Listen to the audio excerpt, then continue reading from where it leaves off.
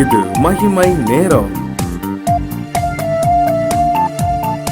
கர்த்தரும் இரட்சகருமாகிய இயேசு கிறிஸ்துவின் இணையற்ற என்ப நாமத்தினாலே மகிமை டிவி நேயர்களை அன்புடன் வாழ்த்துகிறேன். மகிமை நேர நிகழ்ச்சியின் வாயிலாக உங்களை மறுபடியுமாக சந்திப்பதிலே மிகுந்த மகிழ்ச்சி அடைகிறேன். நாம் தொடர்ந்து நீ எங்கே இருக்கிறாய் என்ற தலைப்பின் கீழே தியானித்து வருகிறோம். இந்த உலகம் நமக்கு அநேக காரியங்களை கற்றுத்தருகிறது. எப்படியும் வாழலாம் என்றுதான் இந்த உலகம் சொல்லி தருகிறது. ஆனால் ஆண்டவர் நமக்கு ஒன்றை கற்றுத்தருகிறார், இப்படித்தான் வாழ வேண்டும் என்று. ஒரு வாலிப மகள் அவளுடைய செல்போன் ஸ்டேட்டஸில் ஒரு சினிமா பாடல் வரிகளை வைத்து கொண்டிருந்தாள். இப்போது அவளிடம் நான் போய் கேட்கும்போது அவள் சொன்ன வார்த்தை, அவள் சொல்கிறாள், எல்லாரும் சினிமா பார்க்க தான் செய்கிறாங்க, எல்லோரும் தெரியாமல் பார்க்குறாங்க, நான் தெரிஞ்சே ஸ்டேட்டஸ் வைக்கிறேன் என்று சொன்னார். பிரியமானவர்களே, சில நேரங்களிலே கிறிஸ்தவ வாழ்க்கையிலே நாம் எந்த நிலையிலே இருக்கிறோம் என்பதை மறந்து சென்று கொண்டிருக்கிறோம். எப்படியும் வாழலாம் அப்படிங்கிற வாழ்க்கை நெறிக்குள்ளாக, இந்த உலகத்தின் ஓட்டத்துக்குள்ளாகத்தான் ஓடிக்கொண்டிருக்கிறோம். ஒரு மகள் ஒரு அருமையாக இப்படி சொன்னார், அந்த 4 பேரை தான் நான் தேடிக்கிட்டு இருக்கேன். எந்த 4 பேர் அப்படின்னு சொல்லி கேட்கும்போது, ஆலயத்தில் வரும்போது சிரிக்காத, பேசாத, இப்படி ட்ரெஸ்ஸு போடாத, இப்படி பண்ணாத அப்படின்னு சொல்கிற 4 பேர்த்த அவ தேடிட்டு இருக்கலாம்.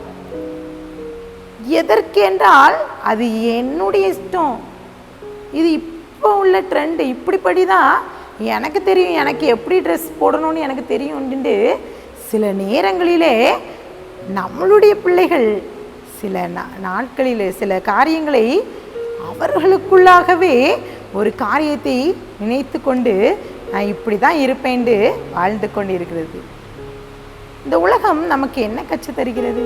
வேதாகமத்திலும் நோவா ஆண்டவருடைய பார்வையிலே நீதிமானாக இருக்கிறான். ஆண்டவர் பார்க்கிறார், அங்கே இருக்கிற ஜனங்களை காட்டிலும் நோவாவுடைய காரியம் அவன் வித்தியாசமாக, குடும்பம். இப்போது அவனுக்கு கீழ்ப்படிந்து ஒரு பேழையை கெட்டுகிறான். ஆண்டவர் கட்டளையிடுகிறார்.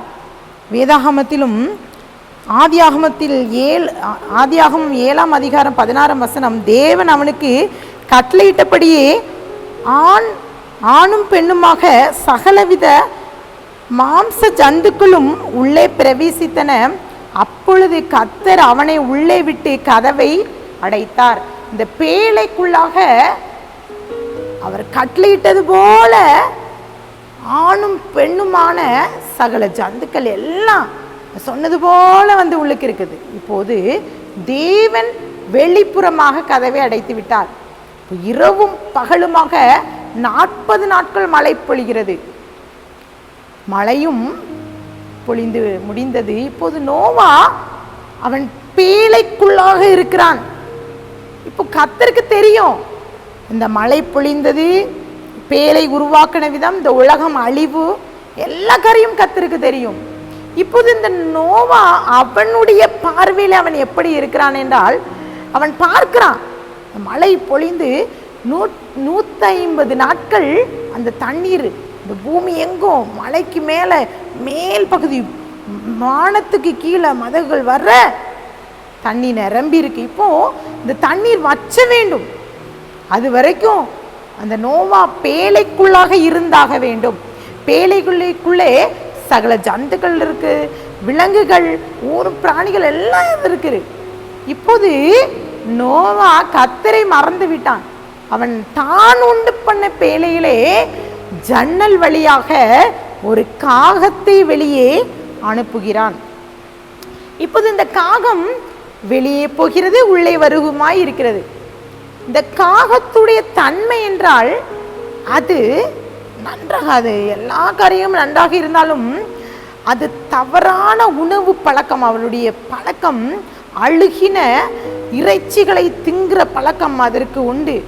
அது எந்த ஒரு அனைத்துண்ணி எதுனாலும் சாப்பிடும். இப்போது நோவாக்கு பேழைக்குள்ளாக இருக்கிற நோவா அந்த காகத்தை அனுப்புகிறார். காகம் அங்கே மடிந்து போய் கிடந்த இறந்து போன உடலுக்குள்ளாக அங்கே சுற்றி திரிகிறது, அங்கே போகிறது வருகிறது. இப்போது நோவா மீண்டுமாக அவன் அந்த காகத்தை விட்டுவிட்டு தன்னுடைய அவன் உண்டு பண்ண பேழையிலே மேல்புறமாக அந்த ஜன்னலை திறந்து ஒரு புறாவை அனுப்புகிறான். இந்த புறாவும் அப்படித்தான் 7 நாட்கள் முதலாக அனுப்புகிறான்.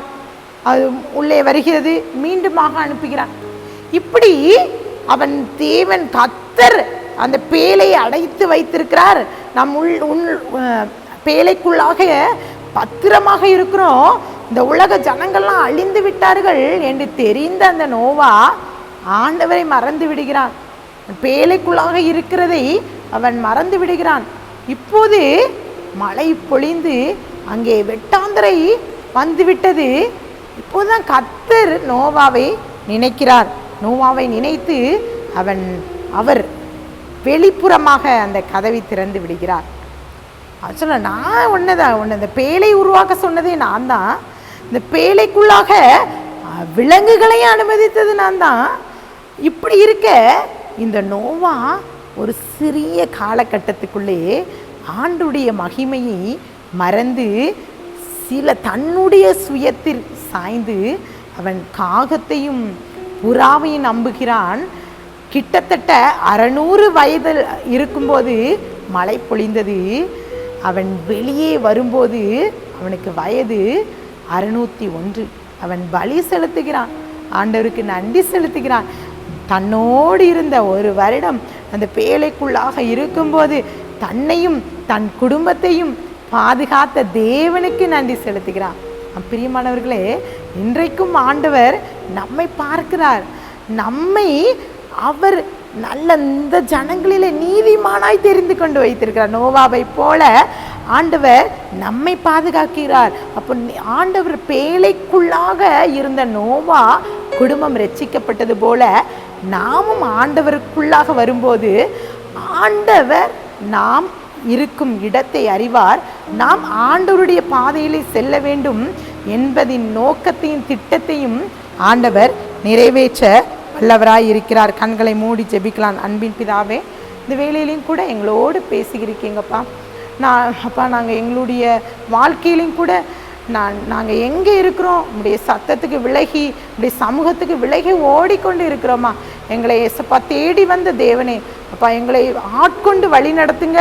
இந்த வேளையிலே நோவாவின் குடும்பத்தையும் பாதுகாத்த தேவன் எங்களையும் எங்களுடைய குடும்பத்தையும் பாதுகாக்க வல்லவர் என்ற நிச்சயத்தை நாங்கள் பெற்றுக்கொள்ள கிருபை தாங்க. உடைய கரத்திலே நான் கொடுக்கிறேன், தாழ்த்திக்கிறேன், மீட்பர் மூலம் கேட்கிற பிதாவே, ஆமென்.